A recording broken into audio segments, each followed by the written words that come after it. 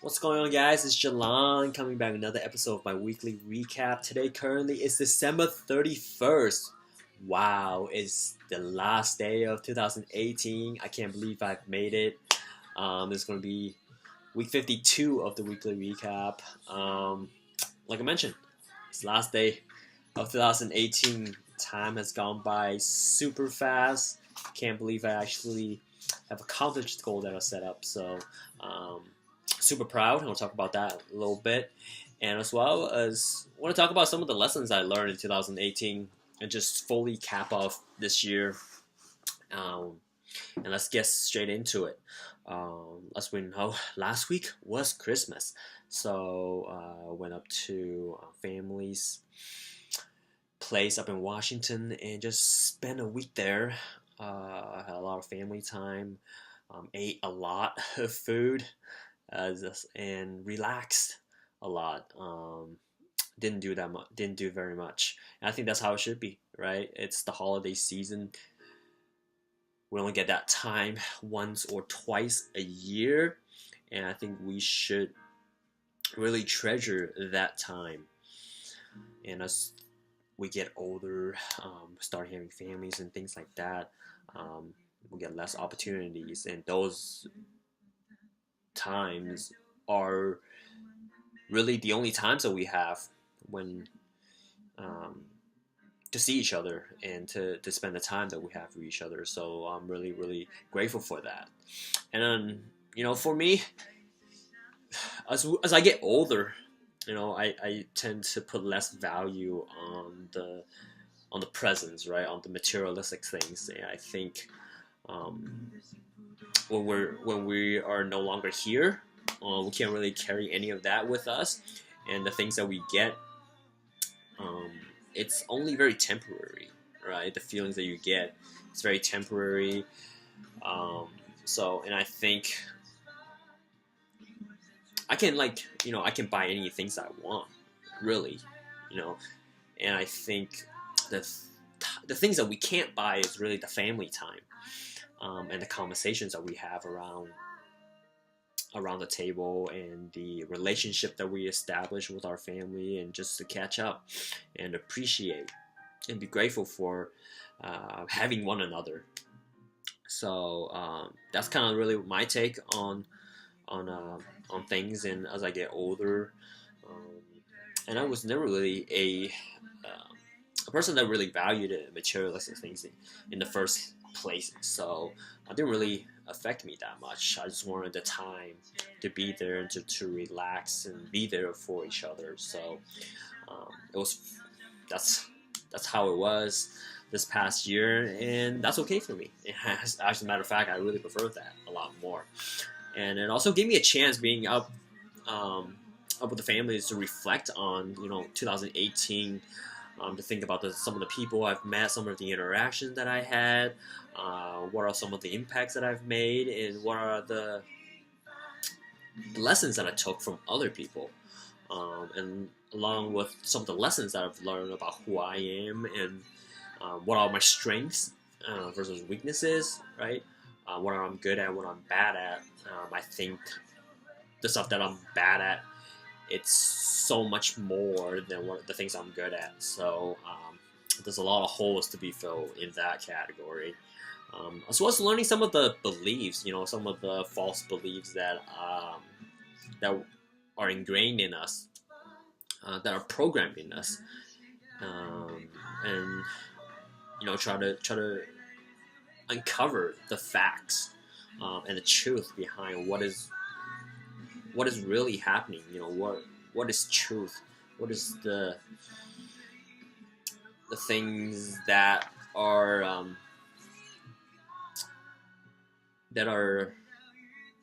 more um, truth than others, I guess.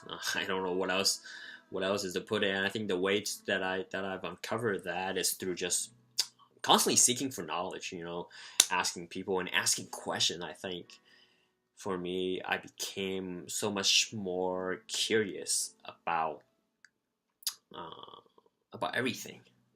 About people's life, about different careers, people's stories and asking like, how do I know certain things are true?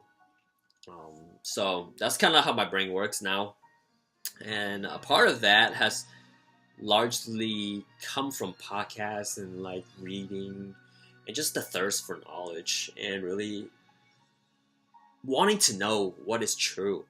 Um, and I've become very addicted to the process, I guess. Um, and I think there's so much to learn out there. There's not enough time for me to learn everything. I just gotta just pick one and go, right? I don't know what else to say about that. There's so much to learn. It's not enough time, but I'm trying my best and valuing and prioritizing. I think that's important, right? Really prioritizing what is it that you want to learn and what are important in your life that you want to know. What are some of the questions that you want answers for? And I think on this journey, it's been very we've been helpful, especially 2018 for me. So I think just sticking with this, and then going off one of the lessons I've learned is that having the right intention to do things, right? I know that in 2018, earlier this year, I set out a goal to push out a video consistently on how my week has been. What are some of the wins and losses that I have? What are the things I struggle with? And I think so fortunate that I keep up with a goal.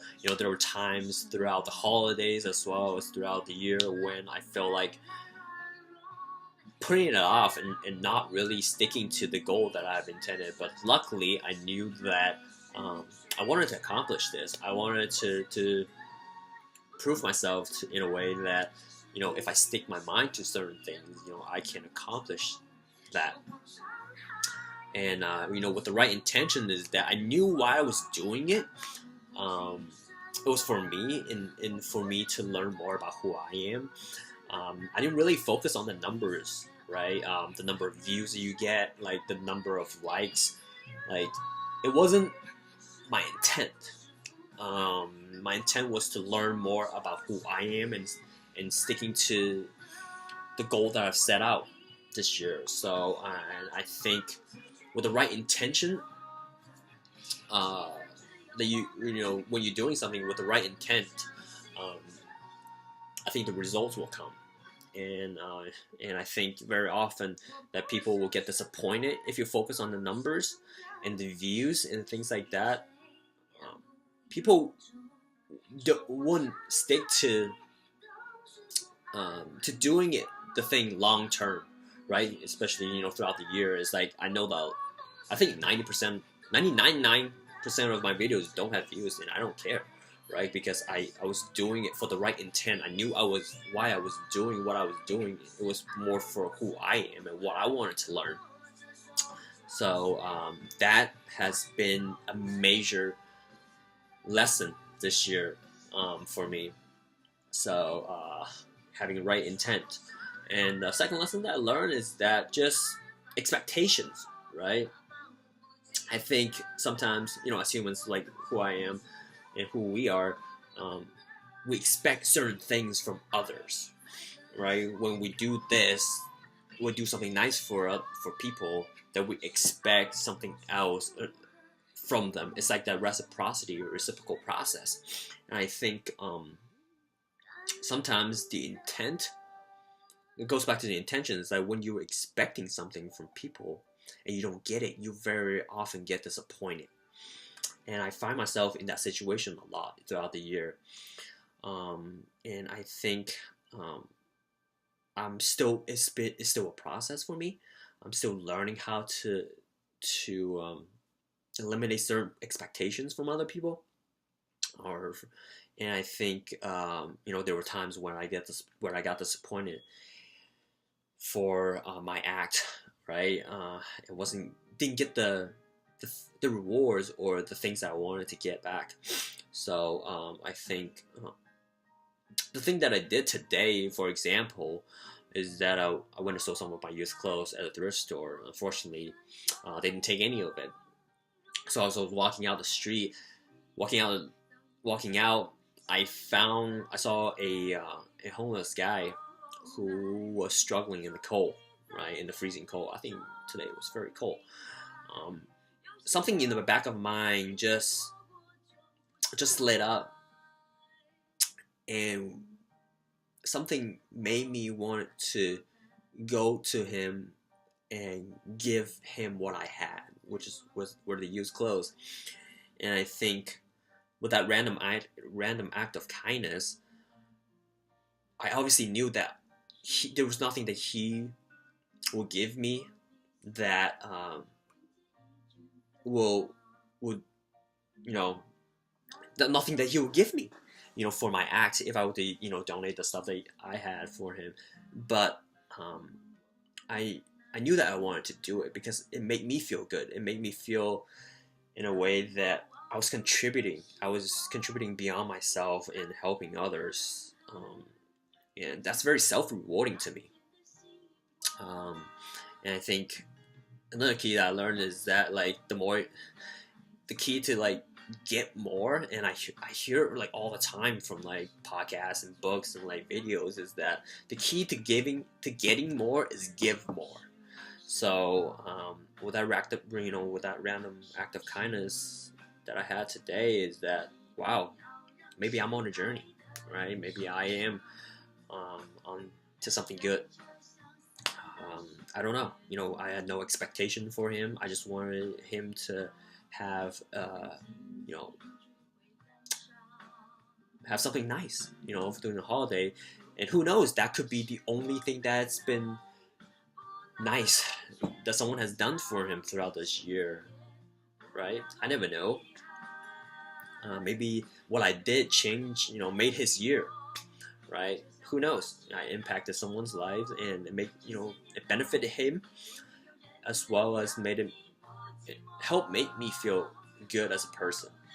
Knowing that, and be grateful for what I had, and have the opportunity to contribute beyond beyond myself, really. And I think that's been very powerful for me.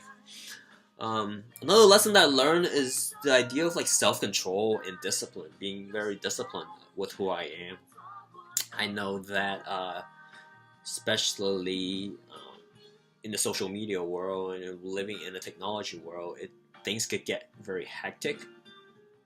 And knowing that I recently just got a new phone, and it's been a struggle, right? I find myself spending more and more time with that device, and that there come in for me. I recognize that it was a problem, with my productivities and effectiveness with what I was doing. So what I started doing was to start a routine at work where I would lock up my phone. I would turn off my phone. I wouldn't touch it for the first 3 or 4 hours of my day. Basically, I made a rule for myself that I'm not going to check it before 12 o'clock or 1 o'clock. It's been very effective. I found myself being super more productive in the morning. There's no distractions, and I think my efficiency just improved so much more. And it's been very helpful for me because I know that, just from interacting with people, there are meetings that we go into, and you see it to where people don't want to be in the meeting because an hour meeting, 90%, like 50 minutes of their time they're spending on their phone and computers. Like, they don't want to be there. And the same thing happens when I'm asking and interacting with colleagues, is that people are so distracted in a way. Like, for example, I would ask help for something, and then all of a sudden this colleague got a text or a message to where he was replying, right? Who knows? And who am I to judge, right? I don't know what's going on in their life. I don't know, maybe they had an emergency or whatnot. but I just find it very distracting where I spend 10 minutes of my time explaining my problem and what I'm struggling on, and then all of a sudden they get a text, and then that interrupt he or she paused for a minute or two replying, and then we're going back to my thing, and then whatever I'd explained for 10 minutes, like, it's gone out the window. I have to re-explain the whole thing again. Like, that's so less, like, it's very frustrating and less productive. And I see it all the time, at work, and just interacting with people in general, is that we don't have the self-control that that we have.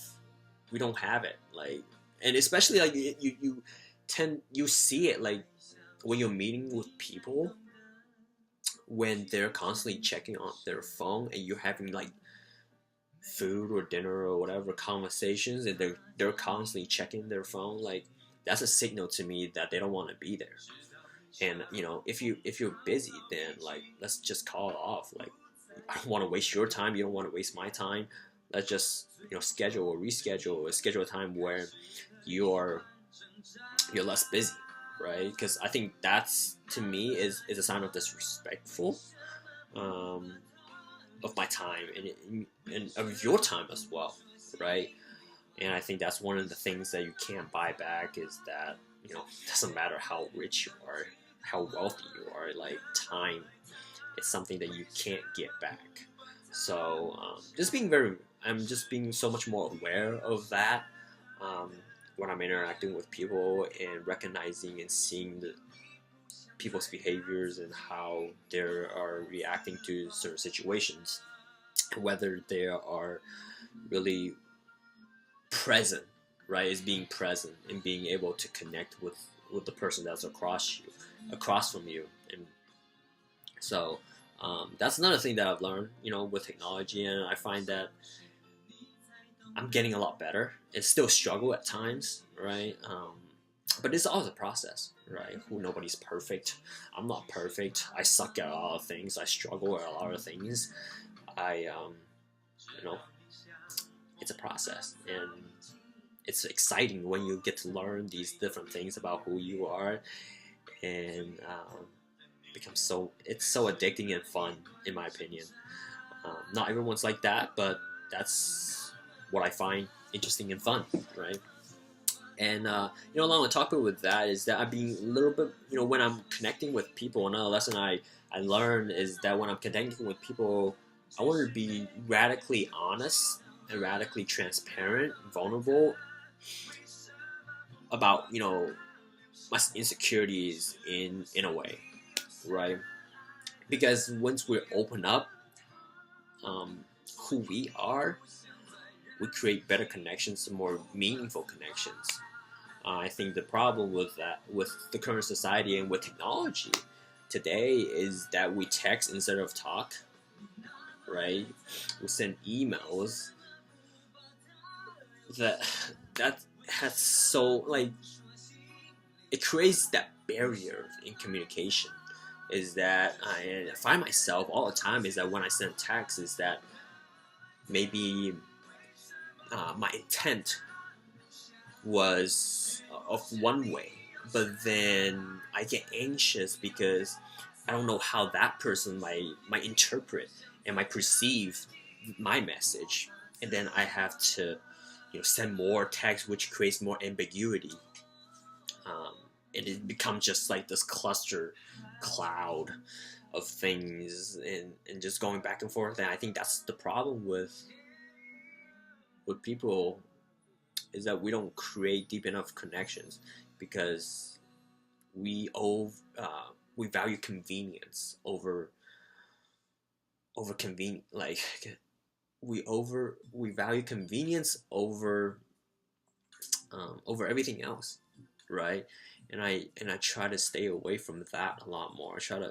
I wanted to FaceTime people, right? I want to call people. I want to hear your voice. I want to have that. I wanted you to hear my emotions, my my words, my tone, the speech of my voice, so that there's less ambiguity and less confusion when I'm interacting with people, because um, and I find that all the time is that when you're texting people, you can't really get to the deeper like issue. Like you can't really get to know who this person is. And I find all the time in ways where you communicate with this person for so long, then you meet them in person, like, wow, that's not who they are.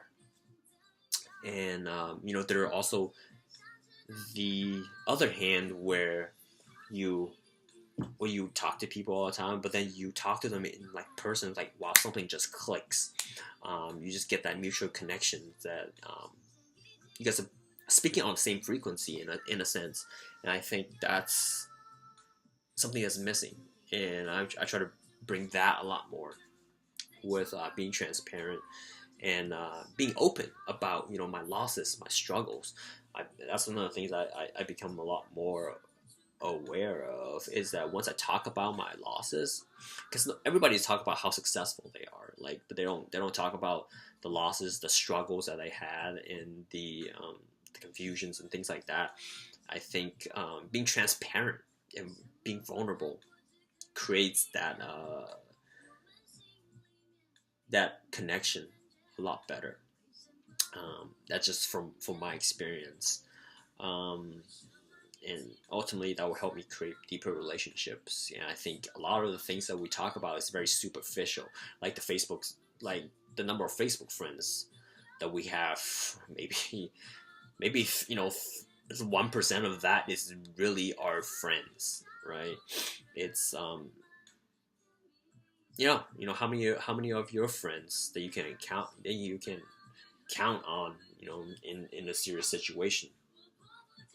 um, for me, it's not that much, right? So I think social media and things that has created this fake environment for us to think that we are we are more than who we really are, right? And everyone's living in this filter world, and showing their glamorous sides, but then they don't really talk about their vulnerabilities, their insecurities, and the struggles that they have. And I think with that's how you, like, if you talk about that and being open about that with people, that you get to know that person a lot more. You create the deeper connections, and I think that's missing a lot. And that's one of the things I learned in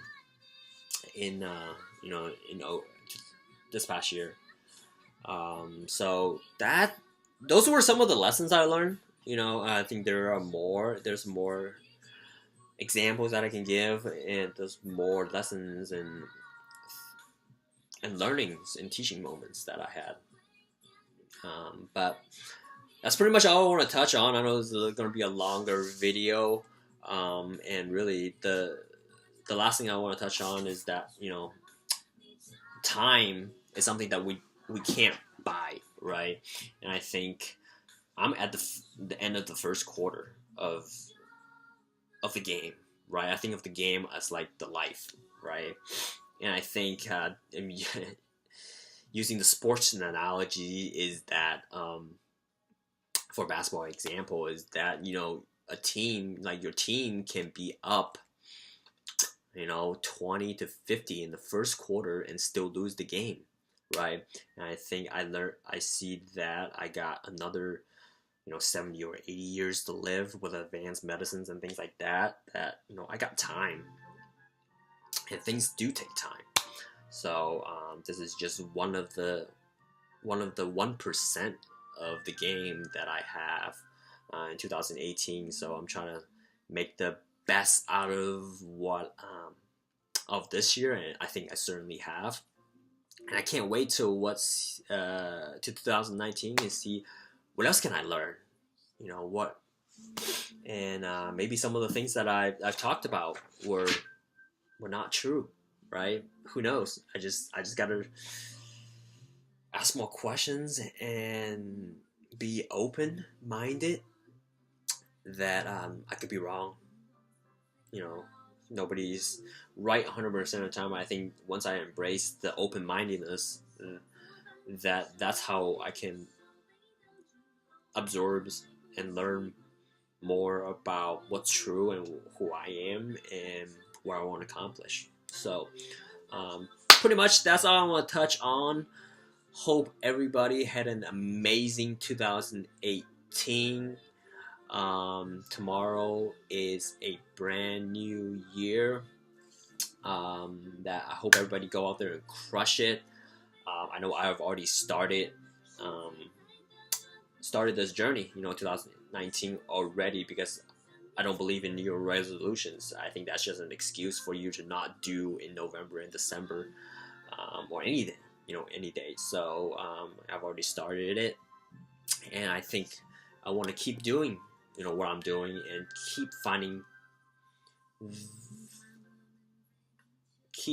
finding what is true, and figuring out who I am as a person, because I think that I need to take the time to learn about who I am before I can, take the time and to get to know someone else. Um, so yeah, hope everybody had an awesome year, and I love you guys, and I will talk to you guys in 2019. See ya.